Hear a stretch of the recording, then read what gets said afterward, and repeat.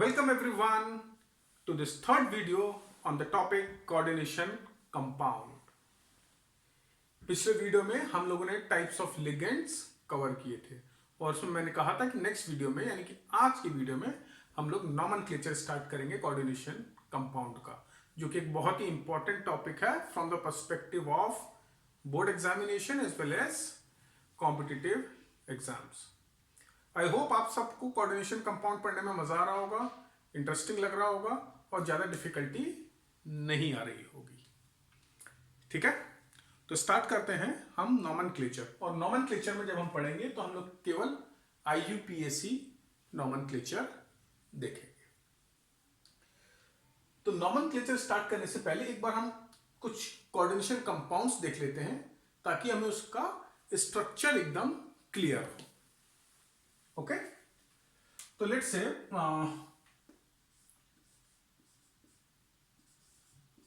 this is one coordination compound जिसको commonly बोलते हैं potassium ferrocyanide. Similarly this is an example of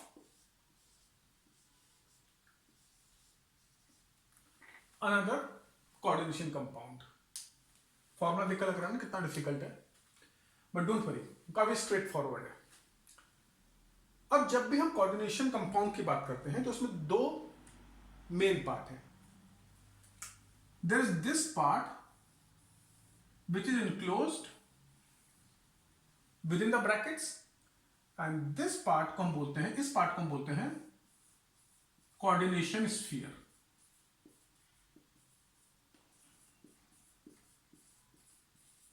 ये coordination complex.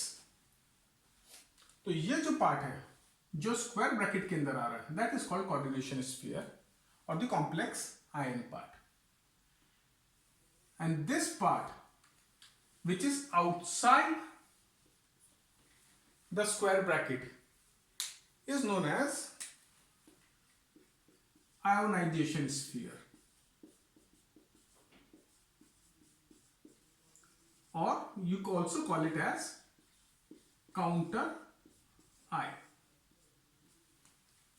ठीक है, तो ये आपका कोऑर्डिनेशन स्फीयर है and this is your ionisation sphere. अब ये वाला जो कंपाउंड है, the first compound left side में, इसके अंदर अगर देखोगे तो ये पोटेशियम आयन जो है which makes up the ionization sphere, ये एक कैटायन है और जो कॉम्प्लेक्स पार्ट है और जो कोऑर्डिनेशन स्फीयर वो एक एनायन है. ये पॉजिटिवली चार्ज आयन है, ये नेगेटिवली चार्ज आयन है. whereas in this example जो कॉम्प्लेक्स पार्ट है और जो कोऑर्डिनेशन स्फीयर है वो एक कैटायन है और जो आयनाइजेशन स्फीयर है, इस केस में क्लोराइड, वो एक एनायन है.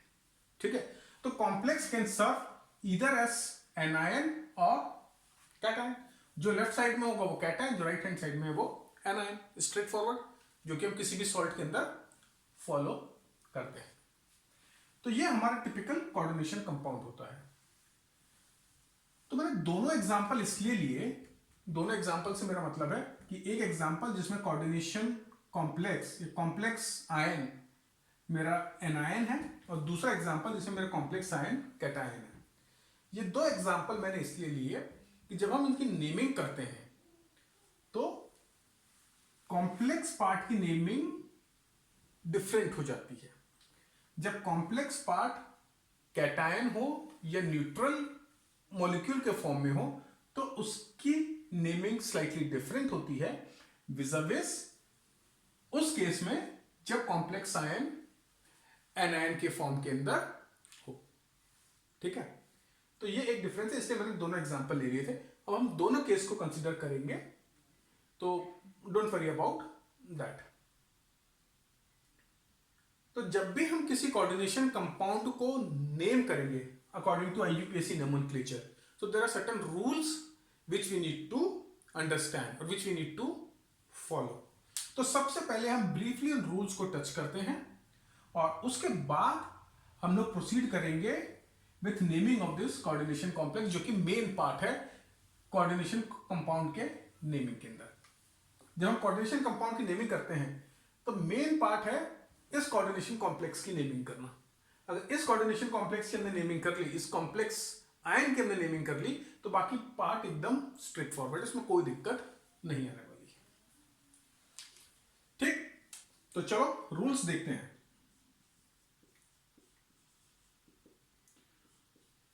तो rule number 1 which you all know, कि जब भी हम किसी सॉल्ट को नाम देते हैं तो उसके अंदर कैटायन का नाम पहले आता है, एनायन का बाद में आता है। जैसे NaCl, इसमें सोडियम कैटायन है, क्लोराइड एनायन है, हम सोडियम क्लोराइड बोलते हैं, ना कि क्लोराइड सोडियम बोलते हैं, राइट। तो सेम चीज हम फॉलो करते हैं कोऑर्डिनेशन कंपाउंड के अंदर। So cation is named first followed by the name of anion.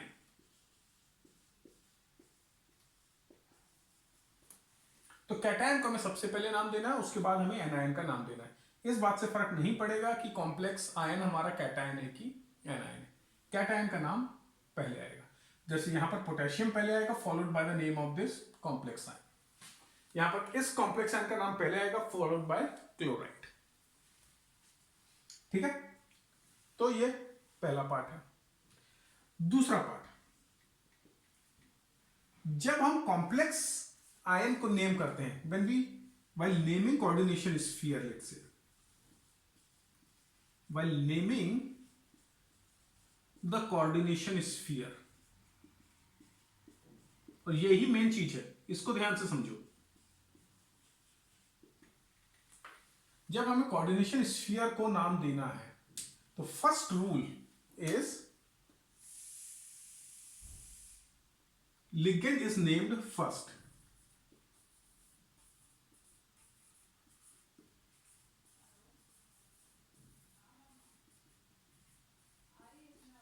तो सबसे पहले हम लिगेंड का नाम देते हैं and this is followed by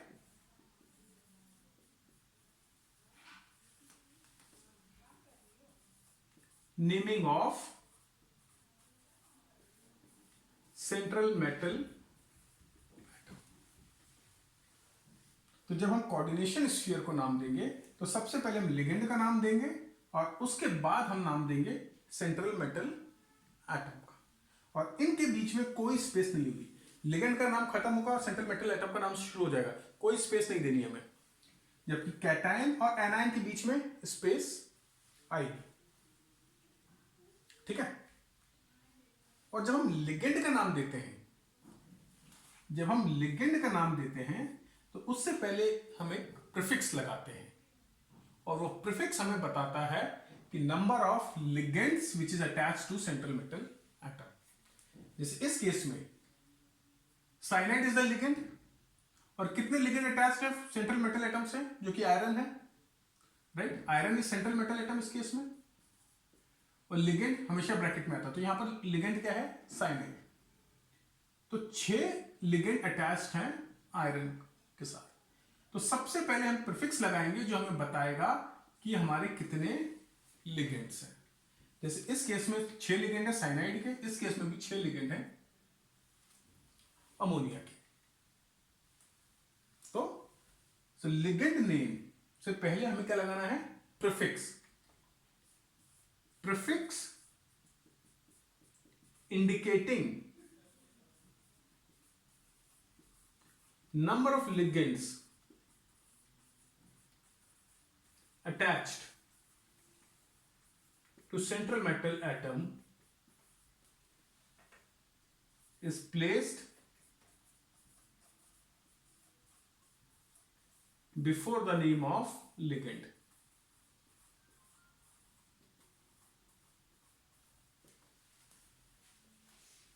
ठीक है, तो मानो जैसे इस लिगेंड का नाम लेट्स से मैं बोलता हूं साइनिडो है, बताऊंगा किस तरीके से इसका नाम आ रहा है साइनिडो। तो इस लिगेंड CN अगर साइनाइड है तो उस लिगेंड का नाम होता है साइनिडो।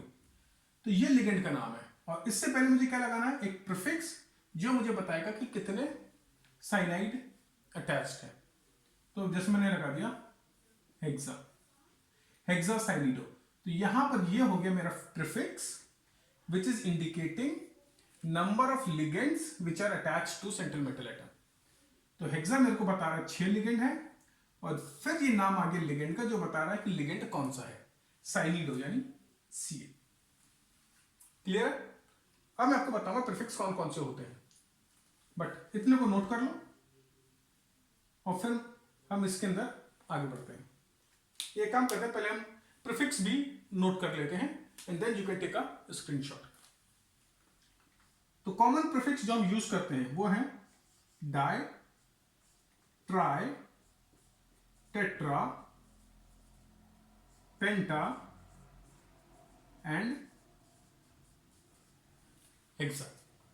Die for 2, tri for 3, tetra 4, penta 5 और हेक्सा 6। तो ये प्रीफिक्स हम लगाएंगे लिगेंड के नाम के आगे, जो कि हमें बताएगा कि कितने लिगेंड्स अटैच्ड हैं सेंट्रल मेटल एटम के साथ। ठीक?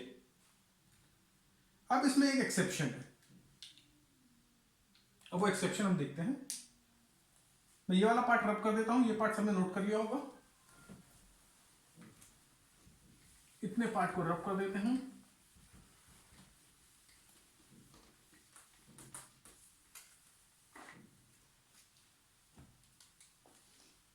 ठीक है? अब कई बार क्या होता है कि जो हमारा लिगेंड होता है, लिगेंड के नाम के अंदर ही न्यूमेरिकल प्रीफिक्स आ जाता है, या न्यूमेरिकल क्वांटिटी डिनोट करने के लिए कुछ ना कुछ वर्ड आ जाता है। जैसे हमारा इथाइलिन डाइअमीन, इथाइलिन डाइअमीन, ये मेरा अगर लिगेंड है तो उसके नाम के अंदर ही डाई आ रहा है। तो कंफ्यूजन से बचाने के लिए कि जब मेरे लिगेंड के अंदर ही कोई न्यूमेरिकल वर्ड आ रहा है, तब जो मैं प्रीफिक्स लगाता हूं उसको मेरे को थोड़ा सा मॉडिफाई करना पड़ता है। और कैसे मॉडिफाई करते हैं? तो उस केस के अंदर जो हम प्रीफिक्स यूज करते हैं वो आता है bis instead of di, tris, tetrakis, pentakis et cetera. और ये कब लगा रहे हैं हम लोग? If the name of ligand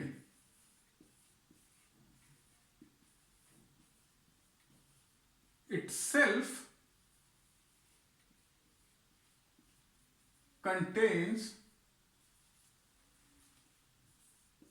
a numerical phrase, then we use following prefixes.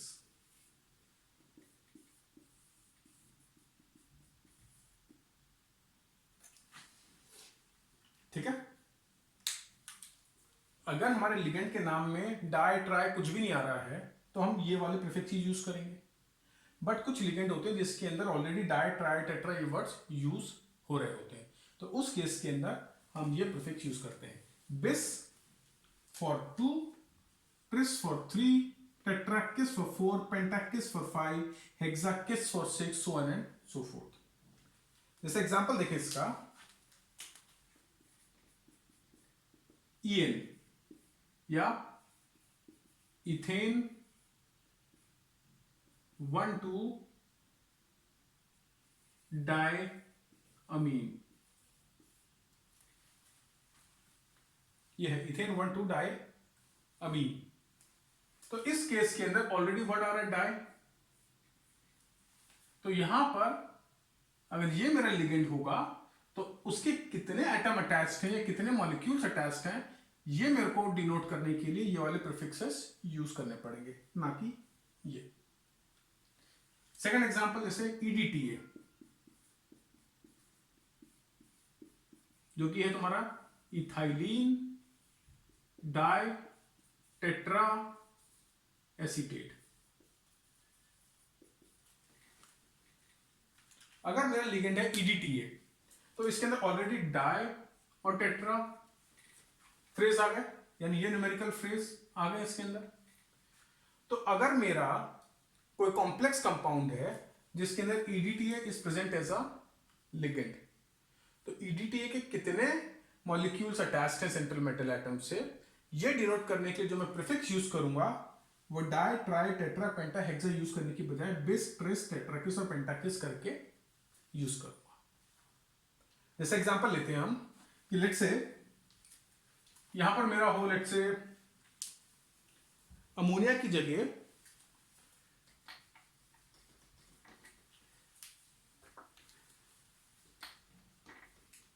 मैं हाइपोथेटिकल एग्जांपल ले रहा हूं,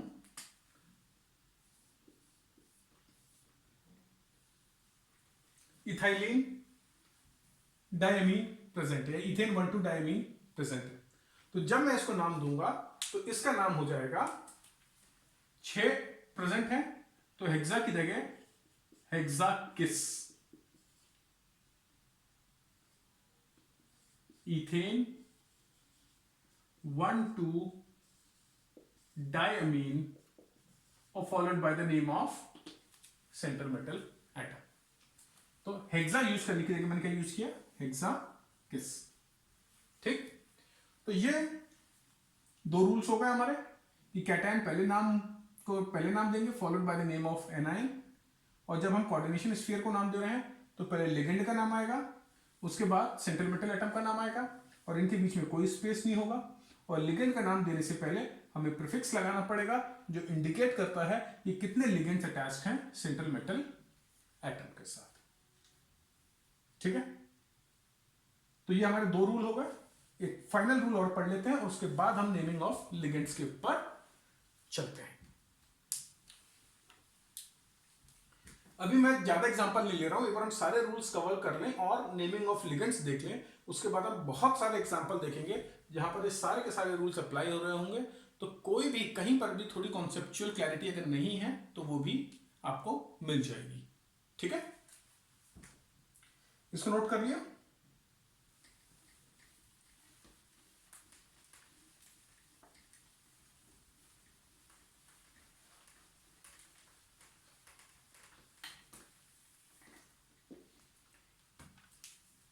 तो अब आते हैं हम तीसरे रूल के ऊपर। अभी तक हमने जो भी रूल देखे हैं उसके अंदर हमने अज्यूम करके चला है, या कहीं ना कहीं इंप्लिसिट अजम्पशन था कि एक ही लिगेंड है। बट अगर एक से ज्यादा लिगेंड अटैच्ड हो आपके सेंट्रल मेटल एटम के साथ तो क्या करोगे? जैसे for example let's say I have complex जिसका फॉर्मूला है CO, लेट्स से Cl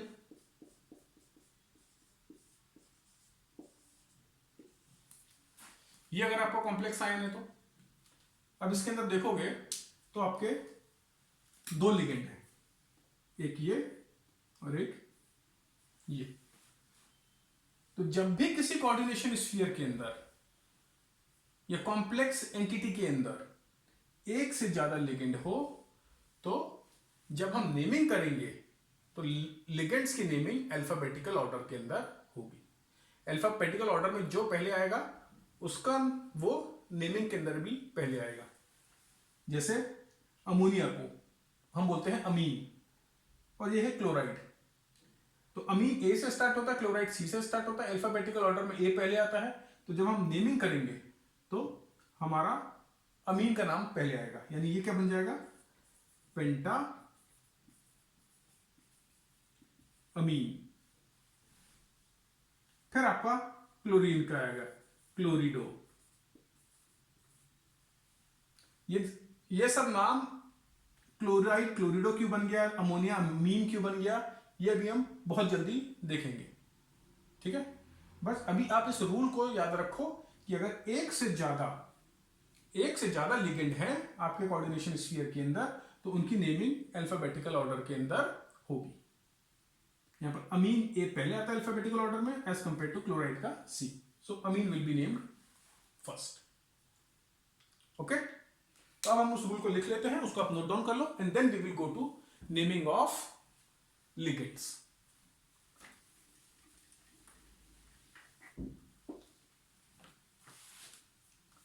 तो ये हो गया हमारा थर्ड रूल।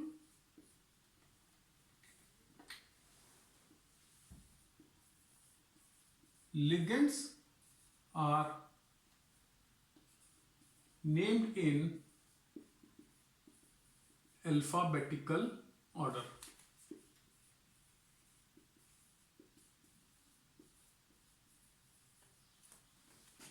ठीक है, so this is the third rule. और फाइनली लिख लो आप, एक और रूल लिख लो कि name of central metal atom is followed by its oxidation state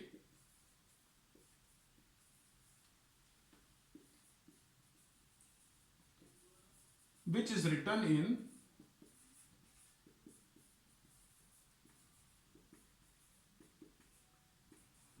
within brackets, simple bracket के अंदर। ठीक है, मतलब जैसे इसके अंदर सेंट्रल मेटल एटम क्या है, आयरन। तो अगर मेरा नाम आ रहा है, लेट्स से आयरन नाम आ रहा है, तो it will be followed by its oxidation state in this bracket. और जब ऑक्सीडेशन स्टेट लिखेंगे तो हम रोमन न्यूमरल में लिखेंगे। जैसे इस केस के अंदर इसकी ऑक्सीडेशन स्टेट 2 है, तो ये हो जाएगा आयरन 2 या फेरेट 2। वो बताऊंगा कब आयरन आएगा कब फेरेट आएगा, वो अभी हम करेंगे। लेकिन इंपॉर्टेंट चीज क्या है कि जहां पर सेंट्रल मेटल एटम का नाम आया उसके बाद विद इन सिंपल ब्रैकेट हमें उसकी ऑक्सीडेशन स्टेट लिखनी होगी इन रोमन न्यूमरल्स। तो ये 4 ब्रॉड रूल्स हैं जो हमें फॉलो करना है आईयूपीएससी नेमिंग करने के अंदर। ये 4 रूल आपको पता है तो आप किसी भी कोऑर्डिनेशन कंपाउंड की नेमिंग कर सकते हो। तो एक बार फिर से रिपीट कर देता हूं। पहला रूल है कि cation is named first followed by the name of anion. Cation के नाम और एनायन के नाम के बीच में स्पेस आएगा। जब हम कॉम्प्लेक्स स्फीयर की या कॉम्प्लेक्स आयन की नेमिंग करते हैं तो ligands are named first in alphabetical order, और लिगेंड के नाम के आगे हमें प्रीफिक्स लगाना पड़ता है जो इंडिकेट करता है कि कितने लिगेंड्स अटैच्ड हैं। And finally the name of central metal atom is followed by its oxidation state which is enclosed within brackets और रोमन न्यूमरल्स के अंदर हमें स्पेसिफाई करनी पड़ती है। तो ये रूल्स अगर हम याद रखेंगे तो हम किसी भी कोऑर्डिनेशन कंपाउंड की नेमिंग कर सकते हैं। क्लियर है इतना? इसके अलावा कोई रूल नहीं है। ये 4 रूल्स हैं जो आपको याद रखने हैं। ठीक, अब आप सोच रहे हो ये सब तो बहुत इजी है, एक्चुअली बहुत इजी है, बट कॉम्प्लिकेशन कहां पर आता है कि जब हमें लिगेंड्स के नाम देने होते हैं। एक कॉम्प्लिकेशन उसके अंदर आएगा और दूसरा कॉम्प्लिकेशन आएगा जब हमें सेंट्रल मेटल एटम के नाम देने पड़ते हैं। क्योंकि जब हम कोऑर्डिनेशन कंपाउंड की बात कर रहे हैं तो इन लिगेंड्स के नाम स्लाइटली चेंज हो जाते हैं as compare to normal compounds. जैसे नॉर्मल कंपाउंड में ये साइनाइड कहलाता है, बट यहां पर ये साइनिडो बन जाता है। कुछ कंपाउंड में ये आयरन कहलाएगा, कहीं पर ये फेरेट बन जाएगा। जैसे NH3 था, नॉर्मली हम उसको अमोनिया बोलेंगे, बट जब हम कोऑर्डिनेशन कंपाउंड का नाम नेमिंग करते हैं तो अमीन बन जाता है। वाटर एक्वा बन जाता है, कार्बन मोनोऑक्साइड कार्बोनिल बन जाता है। तो यहां पर थोड़ा कॉम्प्लिकेशन आता है।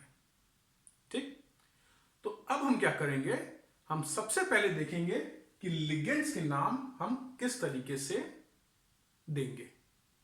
ठीक है, वो देखने के बाद उसके नेक्स्ट स्टेप में हम देखेंगे कि कहां पर सेंट्रल मेटल एटम का नाम किस फॉर्म में आएगा। और ये 2 चीज अगर हमने कवर कर ली, ये 2 चीज आपके दिमाग में क्लियर है, तो हमारा पूरा का पूरा नॉमेनक्लेचर या आईयूपीएससी नॉमेनक्लेचर कोऑर्डिनेशन कंपाउंड का कंप्लीट हो जाएगा। ठीक, तो आज की वीडियो के अंदर हम केवल इतना ही कवर करेंगे कि ये जो हमारे 4 ब्रॉड रूल्स थे। और नेक्स्ट वीडियो के अंदर हम लोग देखेंगे नेमिंग ऑफ लिगेंड्स एंड कहां पर हम सेंट्रल मेटल एटम को किस तरीके का नाम देते हैं। मैं चाहता तो ये सारी चीजें इसी वीडियो में कवर कर लेता, बट ये कवर करके सारे एग्जांपल्स देखने में ये वीडियो कम से कम 1 घंटे से ऊपर का पहुंच जाएगा, and that would have made it slightly difficult for you to comprehend. तो थोड़ा स्लोली चलने के लिए इस वीडियो को केवल हम इतना देखेंगे। इन 4 रूल्स को आप याद कर लो, समझ लो। एक बार मैं फिर से रिपीट कर देता हूं कि किसी भी कोऑर्डिनेशन कंपाउंड का नाम देने के लिए कैटायन का नाम पहले आएगा, followed by space and followed by the name of anion. अब इससे फर्क नहीं पड़ेगा कि कैटायन आपका कॉम्प्लेक्स स्फीयर है कि एनायन आपका कॉम्प्लेक्स स्फीयर है। जब हम कॉम्प्लेक्स स्फीयर की नेमिंग करते हैं तो हम लिगेंड्स को नेम सबसे पहले देंगे इन अल्फाबेटिकल ऑर्डर, और उसके बाद नाम आता है सेंट्रल मेटल एटम का, और उसके बाद ब्रैकेट के अंदर उसकी ऑक्सीडेशन स्टेट। जब हम लिगेंड का नाम लिखते हैं तो उसके नाम को हम प्रीसीड करते हैं, उसके आगे हम एक प्रीफिक्स लगा देते हैं जो हमें यह बताता है कि कितने लिगेंड्स अटैच्ड हैं सेंट्रल मेटल एटम से। और ये प्रीफिक्स होते हैं आपके di for 2, tri for 3, tetra for 4, penta for 5, hexa for 6, so on and so forth. पर अगर आपके लिगेंड के नेम के अंदर ऑलरेडी न्यूमेरिकल फ्रेज आ रहा हो, जैसे इथाइलिन डाइअमीन या इथिलीन डाई टेट्रा एसीटेट, तो उस केस के अंदर जो हमारा प्रीफिक्स लगता है वो बन जाते हैं bis, tris, tetrakis, pentakis, hexakis, so on and so forth. ठीक है, तो इन रूल्स को आप पढ़ लो, समझ लो, और नेक्स्ट वीडियो के अंदर हम नेमिंग ऑफ लिगेंड्स और naming of central metal atom cover करेंगे। So I hope this particular topic is clear to you and you enjoyed this particular video. So we will meet soon with the next video. So till then, goodbye and have a nice time.